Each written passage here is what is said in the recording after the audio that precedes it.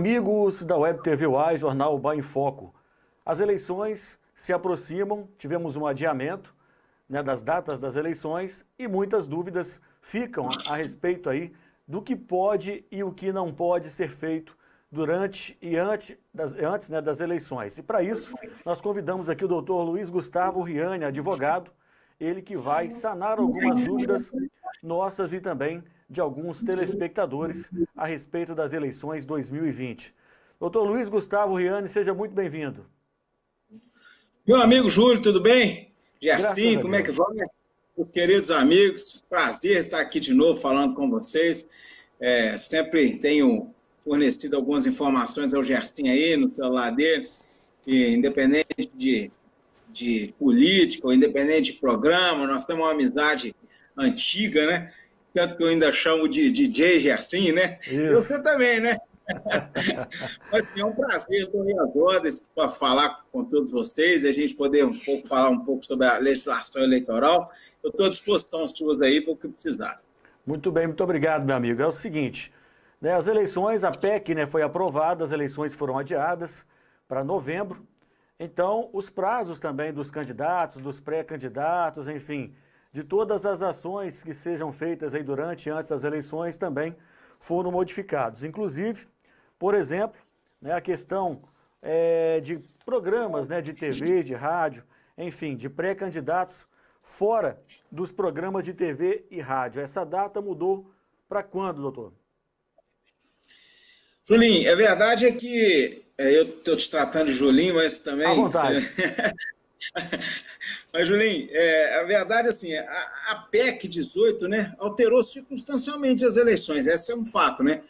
Antes da aprovação dela, eu sempre estava falando com as pessoas que me perguntavam, vai mudar a eleição, vai mudar a data, não vai mudar, como é que vai fazer e tal. A gente chegou a fazer palestras aqui, né, virtualmente mesmo, sobre isso, se haveria eleição, se não haveria, dessas inseguranças todas.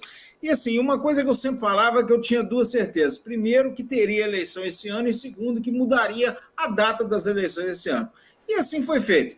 Então, houve um grande acordo, na verdade, entre o nosso período eleitoral, através do ministro Luiz Roberto Barroso, o presidente do Senado, Davi Alcolumbre, e o presidente da Câmara, Rodrigo Maia.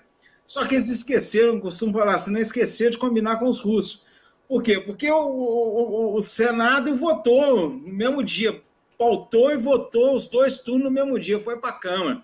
Aí a ideia é que na Câmara isso também faria igual o Senado, no dia seguinte votaria e na quinta-feira, no início de julho, no final de junho, na verdade, antes, dia 29, se não me engano, seria a promulgação disso. Mas aí esqueceu de combinar com o Centrão. O Centrão botou o pé no toco e fez algumas exigências para se votar a PEC, e aí acabou que o Rodrigo Maia, com toda a articulação que lhe é peculiar, até porque conseguiu ser presidente da Câmara, né? Conseguiu negociar e colocar em pauta, e aí a PEC 18 foi promulgada agora, na sexta-feira. Bom, ela tem a PEC 18 tem alguns pontos que são muito importantes nela, eu separei aqui, os prazos de desincompatibilização, que já estão vencidos, não serão alterados. Outros prazos eleitorais que não tenham transcorrido na data da promulgação deverão ser ajustados pelo TSE, considerando a nova data das eleições. Os atos de propaganda eleitoral não poderão ser limitados pela legislação municipal. Isso é muito importante, tá, gente? Ou seja, a legislação municipal não pode falar assim, não posso distribuir papel no sinal. A legislação municipal falar isso, ela está indo de encontro à legislação federal, que é a lei das eleições. Então, assim, neste período, pode sim, a lei das eleições se sobrepõe à legislação municipal. E além disso, como você disse, a relação da desincompatibilização principalmente de apresentadores, vamos dizer assim, né, de rádio, de TV, houve alteração para todo o servidor público, né, que é 3 meses antes, que 3 meses antes se daria o dia 4, né, de julho, agora passou para 15 de agosto, ou seja, a desincompatibilização do servidor público se dá lá em 15 de agosto. Então, o cara que teve alguns que já entraram com requerimento dia 30 para já não trabalhar no mês de julho. Esse aí tem que voltar a trabalhar, porque o prazo dele ele tem que ser incompatibilizado 3 meses antes da 15 de agosto. Com relação a apresentadores de rádio, de TV, e aí existe um entendimento aí que a gente não sabe qual que é com relação às TVs webs, igual a de vocês. A gente, ao mesmo tempo que é considerado uma TV, é considerado uma rede social. Então é um fato muito novo para o TRE. O TRE ainda não tem decisão nesse sentido ainda. Então, eu tenho até um cliente meu que está nessa situação, ele é apresentador de TV web, e perguntou o que eu acho. Eu falei com ele que, porque o apresentador teria que se afastar em 11 de agosto, pela nova legislação, 11 de agosto. A legislação passada era 30 de junho, agora pela nova legislação é 11 de agosto. Eu tenho sugerido que afaste. Por quê? Porque o período de campanha é muito curto. Você imagina você ter que ficar justificando um pedido de impugnação de sua candidatura. Entendi. Entendeu? O período é muito curto. E aí se ele não se afastar dia 11, ele vai ter que se afastar depois no dia 15 ou no final. Então, assim, eu acho que não vale a pena correr o risco.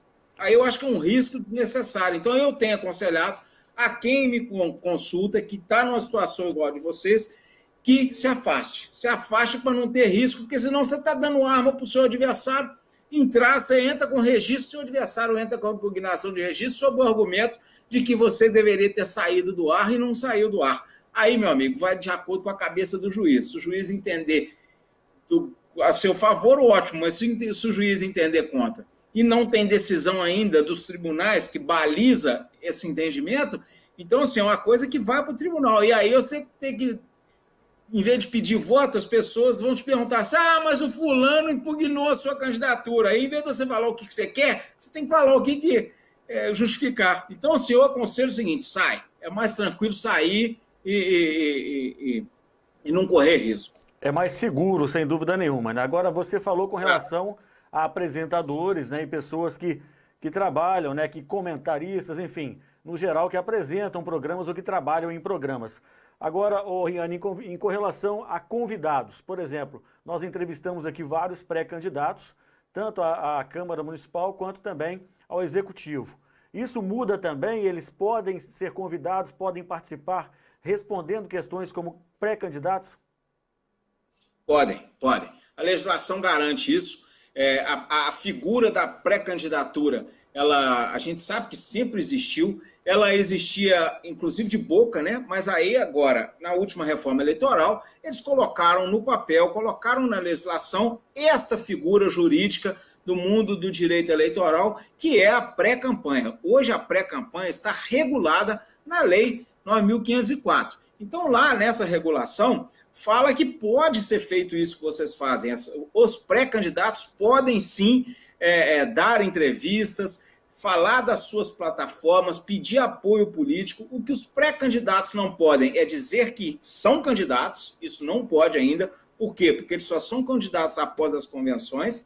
E a outra coisa que ele não pode é fazer o pedido de voto. Isso ele não pode fazer. Inclusive, eu vi uma decisão aqui agora, muito recente, na cidade de Coronel Fabriciano, que a gente apareceu aqui a defesa para fazer no nosso escritório, que o cara fala que é pré-candidato, coloca na rede social dele que ele é pré-candidato, aí uma eleitora compartilha aquela publicação dele e fala e pede o voto. Quem está pedindo é uma eleitora, não é nem ele, mas o juiz mandou que fosse retirada em 24 horas aquela propaganda sob pena de multa de R$5.000. Então você vê que não foi nem o cara fez todo o papel certinho, mas um terceiro, que é apoiador do cara, que fez isso. E a preocupação que vocês têm que terem? A preocupação que vocês têm que terem é de convidar todos.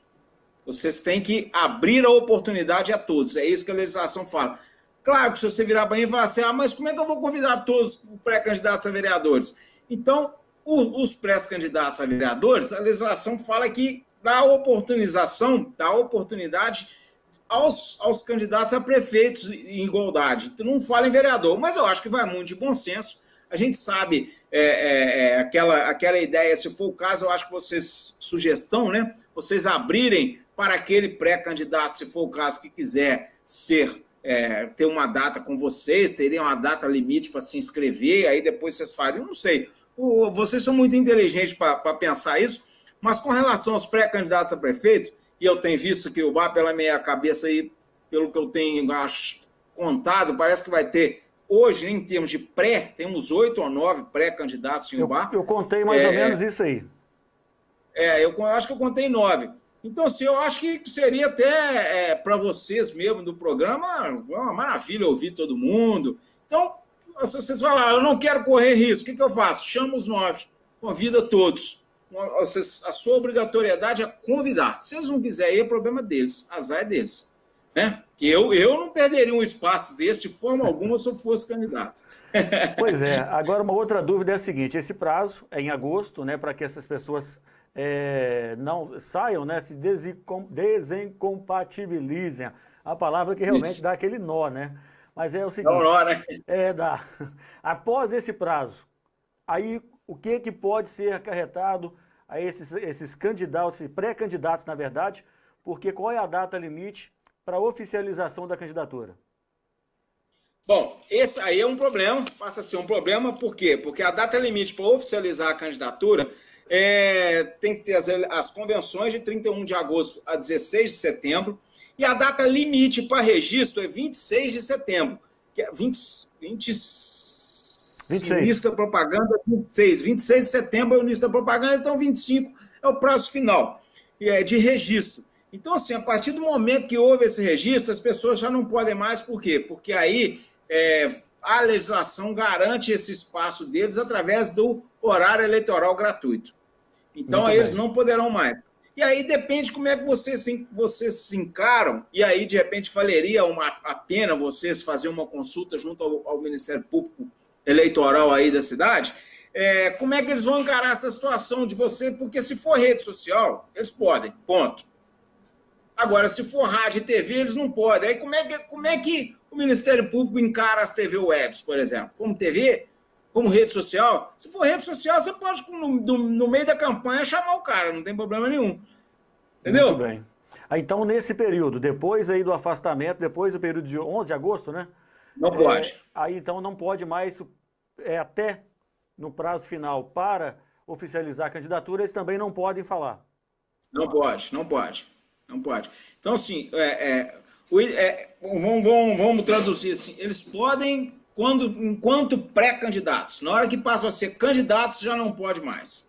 Entendi. Entendeu? Entendi. Entendeu? Agora ainda, doutor Riane, é o seguinte, a respeito da campanha na internet, nas redes sociais do próprio candidato. O senhor já falou aí, né? Vou chamar de você, que nós já conhecemos há muito tempo. Claro, né? claro, Julinho. Você falou aí agora há pouco... Você continua bom de bola, mas nós jogamos bola junto. Eu sempre ruim e você era muito bom. Hoje não jogo mais não.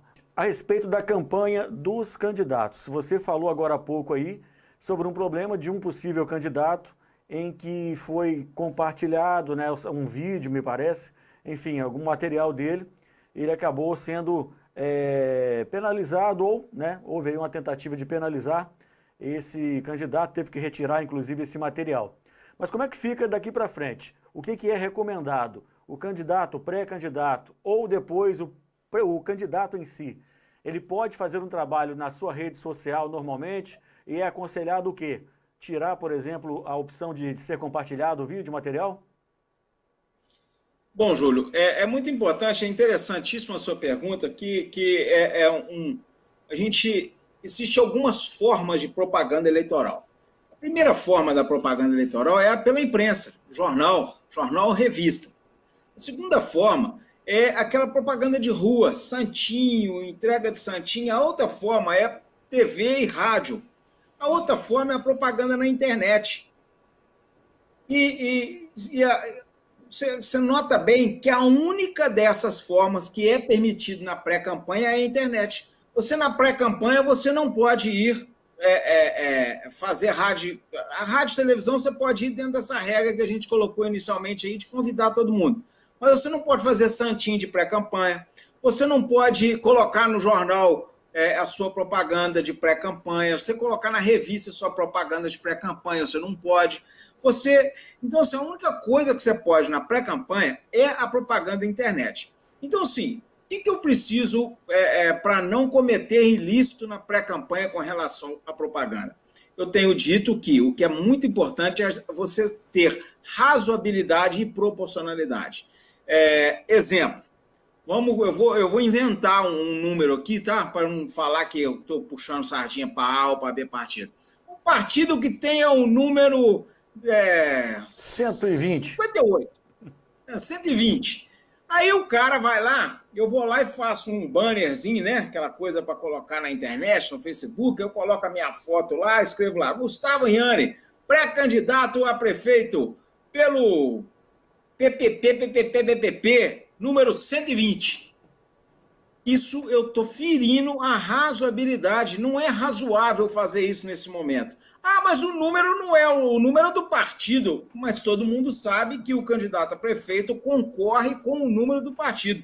Então aí não é razoável o cara fazer esse tipo de propaganda. Diferente, eu coloco a sigla partidária, eu coloco a cor do partido, eu coloco a minha foto, coloco o meu nome, tudo isso é razoável. Por quê? Porque como é que eu vou fazer uma pré-campanha se as pessoas não souberem o meu nome, não souberem o partido que eu estou? Então, assim, eu quero colocar um símbolozinho do meu partido. Pode.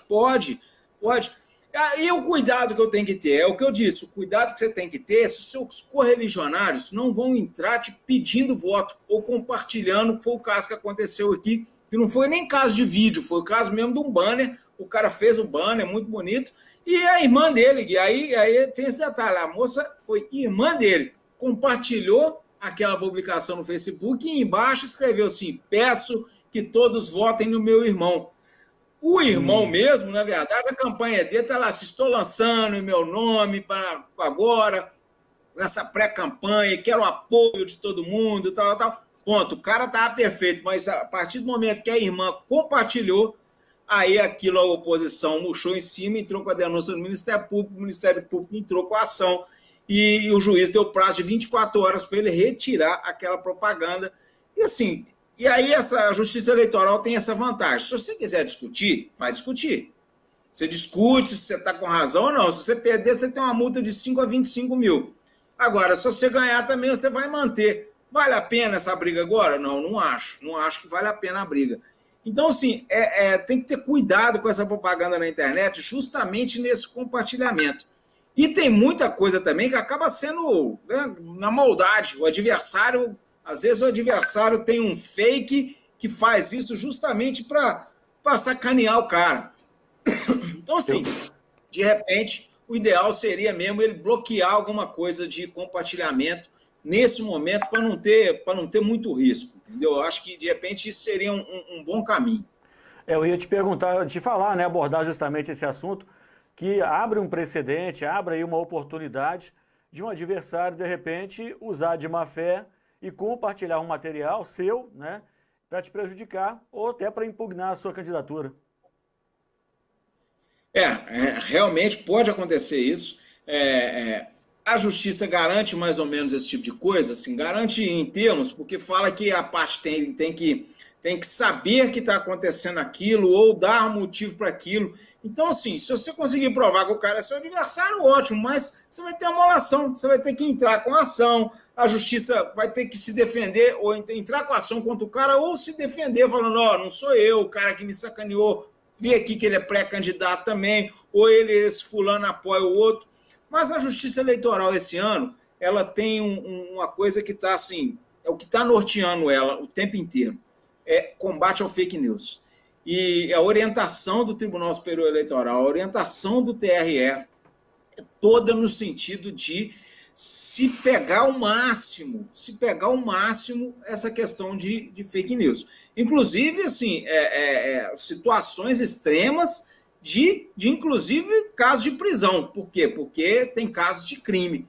E aí, quando é crime, pode ser mesmo. Então, o que eu tenho aconselhado? Eu tenho aconselhado para não brincar. Na hora que o primeiro atrever a fazer gracinha com seu nome na internet, seja no WhatsApp, seja no Facebook, seja no Instagram, pega aquela postagem, entra lá, o seu advogado, todo mundo é obrigado a ter um advogado eleitoral, toda candidatura tem que ter contador e advogado.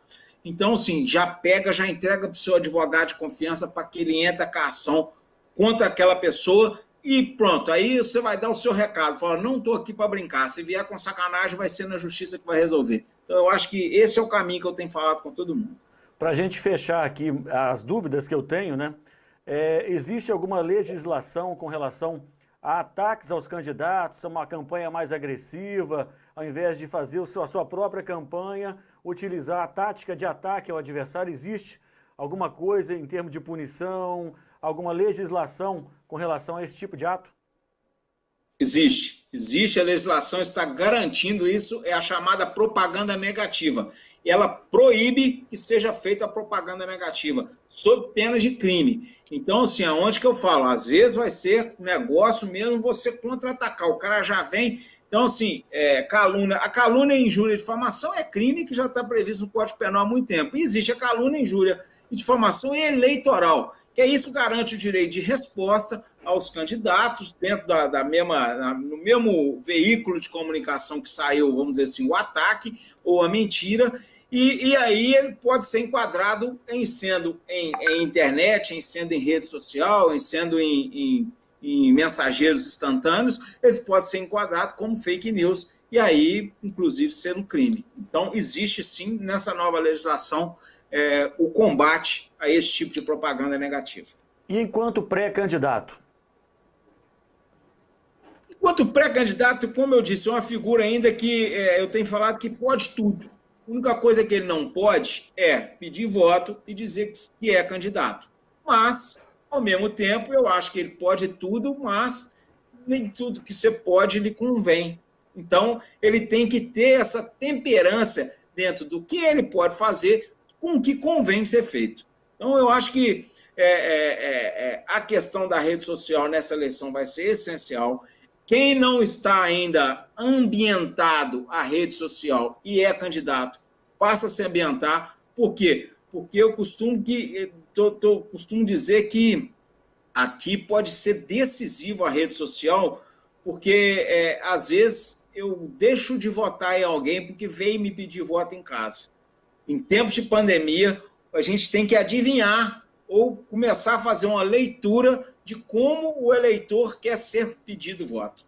Eu sei que tem muita gente que não tem acesso à rede social, mas quando a gente fala em rede social, quando a gente fala em comunicação que não seja presencial, a gente fala em telefone, a gente fala em e-mail, a gente fala em SMS, a gente fala em WhatsApp, a gente fala em Messenger, a gente fala em Facebook, em Twitter, em Instagram. Então tem uma série de ferramentas que a internet hoje traz para a gente poder fazer campanha que não seja a campanha que todo mundo está acostumado de tapinha nas costas. Essa campanha mudou. Essa eleição realmente não vai ter tapinha nas costas e café com broa, não.